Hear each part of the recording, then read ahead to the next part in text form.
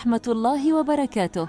اليوم عندنا وصفة مميزة من المطبخ اليمني، الفاصولياء البيضاء. أول شيء نضع كوبا من الفاصولياء في وعاء ونغسلها 3 مرات إلى أن تكون الماء صافية. نبني يمننا نصونا والله غالي نرفع بعز صرونا. ثانياً ننقع الفاصولياء بالماء من الليل حتى الصباح. صحينا الصباح نشوف الفاصولياء ما شاء الله. اللي يزرع واللي يبني لك وطننا يا يمن. الآن نسخن ماء في الغلاية ونحط الفاصولياء في القدر للسلق.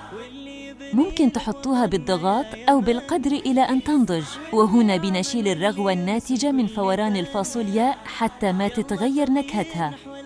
مكوناتنا سهلة وبسيطة، هي زيت وبصل مقطع وبيبار الفلفل الأخضر، طماطم مقطعة، صلصة، ثوم مهروس، بسباس أخضر، بهارات هي فلفل وكمون وكركم وبابريكا وبهارات كاري. نبدأ بسم الله. نبدأ بوضع الزيت ثم البصل حتى يصبح لونه ذهبي.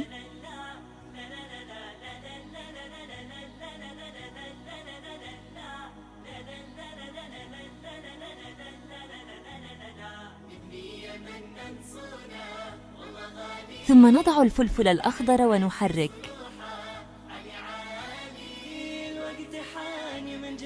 ثالثاً نضع الصلصة قبل الطماطم حتى تكون نكهتها أقوى. بالمحبة بالتعاون بالأخوة والأمل، بالأمانة بالتفاني إحنا نسمو للعمل. بالتعاون بالأخوة بالتفاني إحنا نضع الطماطم ونحرك حتى يذبل. نضع البهارات التي حضرناها.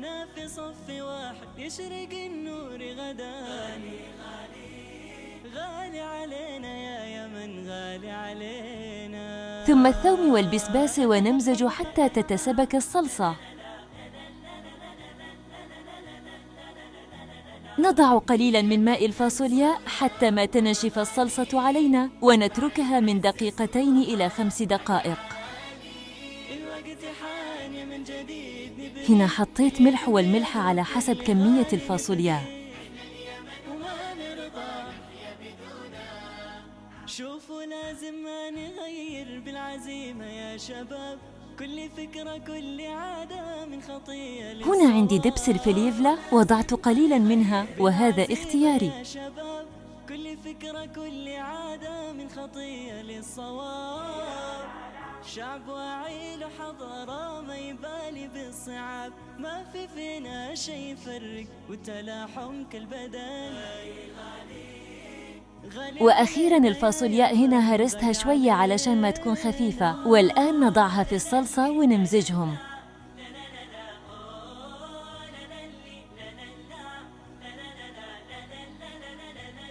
ونخليها 5 دقائق تتسبك الفاصولياء، ونزينها ببصل أخضر وشبت وبقدونس وكزبرة، وهذا اختياري. وهذا الكدم اليمني خبز مشهور ولذيذ باليمن. إذا أعجبكم اكتبوا لي بالتعليقات، أعمل لكم فيديو كيفية عمله خطوة بخطوة.